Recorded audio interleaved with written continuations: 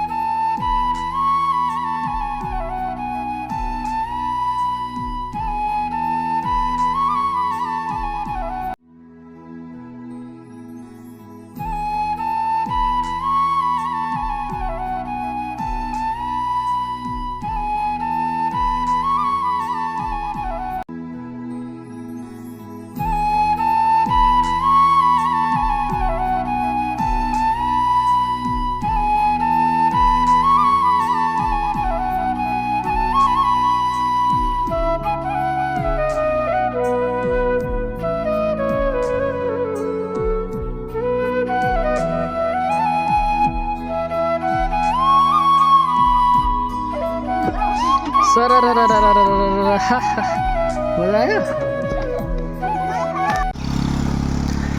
ल साथीहरू सबैजनामा नमस्ते, शुभ बिहानी, शुभ प्रभात। सबैजना सन्चै हुनुहुन्छ होला, आरामै हुनुहुन्छ होला भन्ने लागेको छ। म पनि सन्चै छु, आरामै छु। आज चाहिँ पुरा हुस्से लागेको छ। यतातिर चाहिँ देख्न सक्नुहुन्छ, हजुरहरूकोतिर पनि यस्तै होला, जाडो होला, आफ्नो ख्याल गर्नु होला, झरिलो चिजहरू खानु होला, ताता लुगा लाउनु होला, आगोको छेउमा बस्नु होला भन्दै आजको मेरो यात्रा चाहिँ सुरु गर्दैछु। आज चाहिँ म बाहिर घुम्नको लागि निस्किँदैछु। जाडो छ, हिजो न्यु इयरको दिन पनि निस्किन त्यत्तिकै भयो, जाडो जाडो थियो। आज घाम लाग्छ कि बा भनेर पनि आज प्लान बनाइयो। आज पनि दिन यस्तै भएको कारणले म चाहिँ घरबाट निस्केर हिँडिसकेको छु साथीहरू। आजको यात्रा चाहिँ कहाँ कहाँ रहेको छ भन्दाखेरि चाहिँ भिडियोमा तपाईँहरूले पक्कै पनि देखि नै हाल्नुहुन्छ। मैले अहिले नि भन्नुभन्दा पनि हजुरहरूले भिडियोमा देख्नुहुनेछ। यात्रा सुरु भइसकेको छ मेरो। घरदेखि म निस्किसकेको छु। चाहिँ लेटाङ बजारतर्फ जाँदैछु अहिले। लेटाङ खेरवा 5 बाटो चाहिँ लेटाङ बजारतर्फ लाग्दैछु। यो चाहिँ मदन भण्डारी राजमार्ग बन्दै गरेको। अस्ति पनि तपाईँहरूलाई मैले भिडियो राखेको थिएँ। हो त्यही बाटो हो, त्यही रोड हो। यो चाहिँ मदन भण्डारी राजमार्ग निस्किँदैछु है साथीहरू। यता मास्तिरपट्टि चाहिँ आर्मी क्याम्प छ। यहाँ छेलिएको छ, ठ्याक्कै अहिले देखिँदैन, हेर्नुहोस् अहिले देखिँदैन। यहाँ भित्रपट्टि आर्मी क्याम्प रहेको छ है।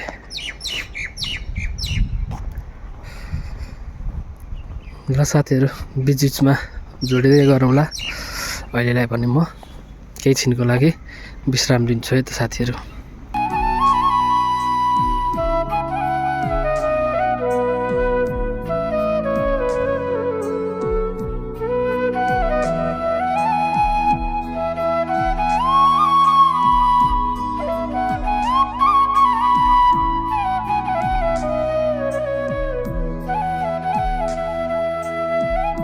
ल साथीहरू अहिले चाहिँ हामी खोर्सानीमा आइपुगिसकेको छौँ। अब खोर्सानीमा ओर्लिसकेपछि चाहिँ हामी बागझोडा भन्ने ठाउँ जाँदैछौँ। अब यहाँ अटो पक्रिनु पर्ने हुन्छ, अनि अटोमा चढेर बागझोडा भन्ने ठाउँ पुग्नेछौँ। त्यस पछाडि म त्यहाँको दृश्यहरू पनि हजुरहरूलाई राख्नेछु है त साथीहरू। ल त साथीहरू बिचमा जोडिँदै गरौँला।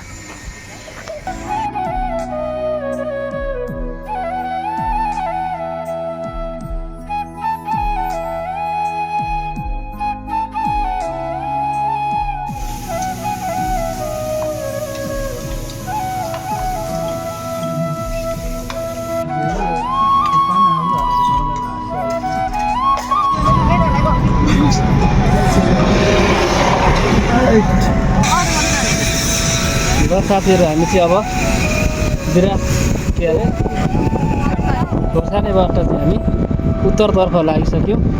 बागझोडा भन्ने ठाउँतिर लाग्दैछौँ। यहाँ सिटी सफारी पनि हामीले पक्रिसकेका छौँ साथीहरू। हेर्दै जानु होला, जोडिँदै जानु होला।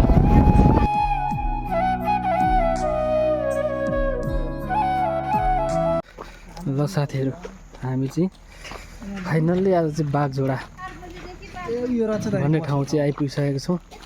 अब यहाँभित्र के छन्, कस्ता कस्ता चिजहरू छन् होइन, त्यो चाहिँ बिस्तारै तपाईँहरूलाई म देखाउने छु। ल हेर्नुहोस्, यहाँ भर्खर सुरु भएको हो कि भन्ने आकलन चाहिँ गरेँ मैले। यहाँबाट अब हामी चाहिँ भित्र प्रवेश गर्दैछौँ है साथीहरू।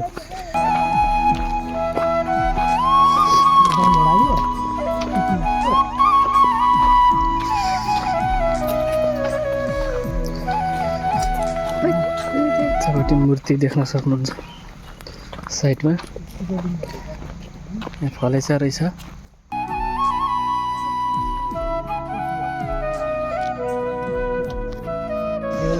ल साथीहरू हामी चाहिँ यताबाट घुमेर यता माथिबाट यताको पाटोबाट यता माथिबाट यता हुँदै यहाँ आइपुगिसकेको छौँ। देख्न सक्नुहुन्छ तपाईँहरूलाई यहाँ चाहिँ यस्तो तालहरू रहेको रहेछ।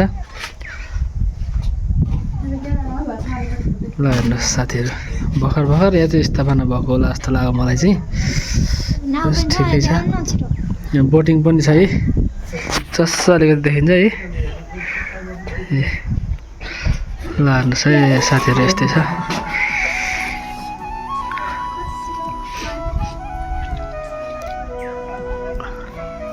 ल हेर्नुहोस्,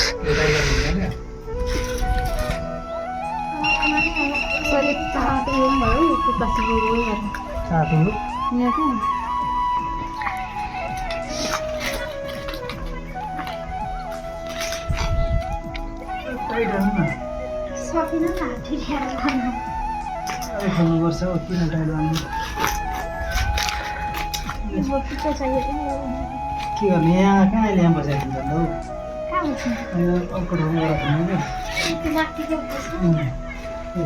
रेस्ट यसमा सबै बेस्ट आइडिया। यता मास्तिर अर्को टोली पनि आइसकेको छ, देख्न सक्नुहुन्छ। ल हेर्नुहोस्,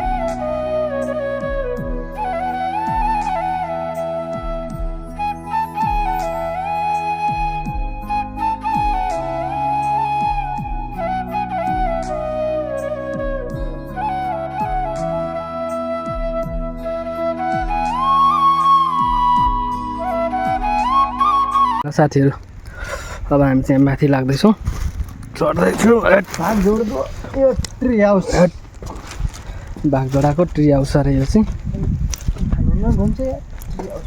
घुम्छ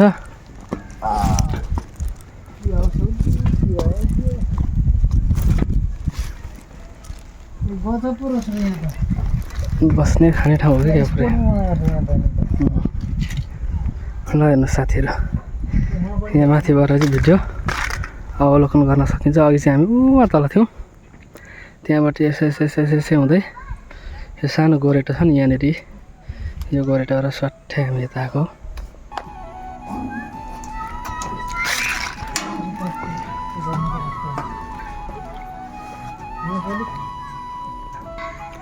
ल हेर्नुहोस् साथीहरू, बडो आनन्द आउँछ यहाँको दृश्य अवलोकन गर्दाखेरि। काले अहिले माथि आउँछ है फेरि।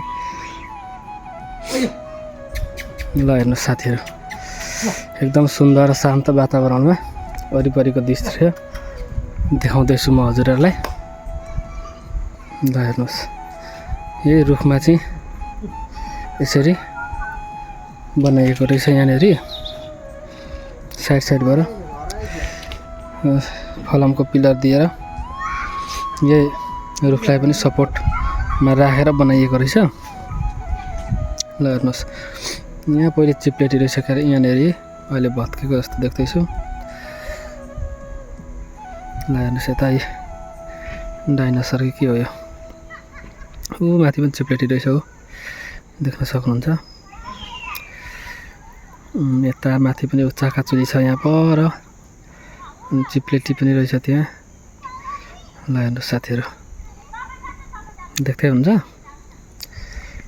ल हेर्नुहोस्, यहाँ फोटो खिच्ने ठाउँ रहेछ। यहाँ यही आई लभ बाघझोडा भनेर लेखिरहेको छ, देख्न सक्नुहुन्छ यहाँनिर।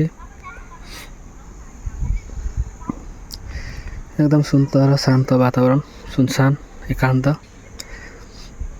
एकान्त प्रेमीहरूको लागि चाहिँ बडो राम्रो ठाउँ रहेछ है साथीहरू।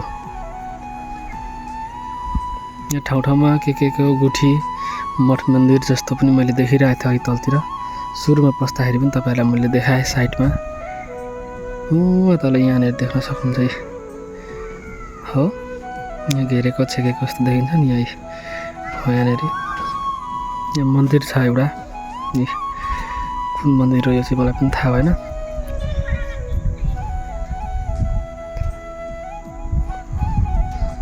ल हेर्नुहोस् साथीहरू, यता तल अघि हामी बसेको ठाउँ यता तल हो, पोखरीहरू छ यता तलतिर चाहिँ। अनि यता माथि यतापट्टिको पाटोमा यहाँ पर चाहिँ पिकनिक स्पटहरू छ, यता फलैचाहरू रहेको छ। यहाँबाट अलिकति देख्न सकिएन यता। ल हेर्नुहोस् साथीहरू, यस्तै छ बस्ने ठाउँ छ। अब यतापट्टिको पाटो हजुरहरूलाई म लाँदैछु।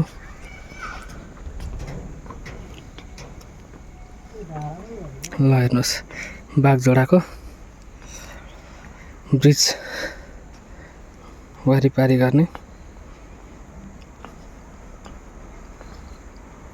ल हेर्नुहोस् साथीहरू, यो चाहिँ मुनिबाट पिलर दिएर चाहिँ फलामको पिलर लगाएर चाहिँ यसरी बिचमा रुखलाई पनि सपोर्ट गरेर चाहिँ यसरी बनाइएको रहेछ।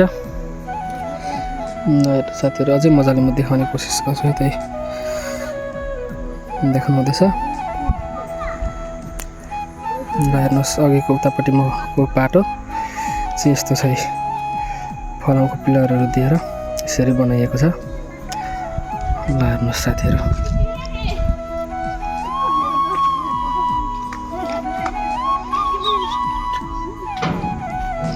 ल फेरि मैले यताको पाटो देखाएँ, यस्तो छ यताको पाटो, देख्न सक्नुहुन्छ। ल साथीहरू, यहाँको विशेषता भनेको चाहिँ अब यस्तै नै रहेछ होइन।